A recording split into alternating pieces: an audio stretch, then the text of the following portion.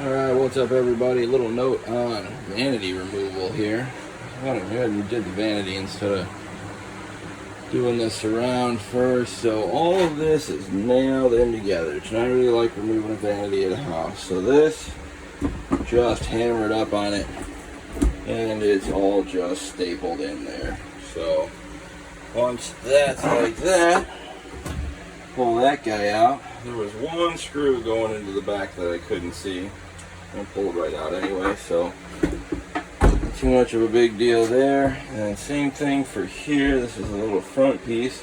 Basically just hammer it from behind all down this board here, across the center there.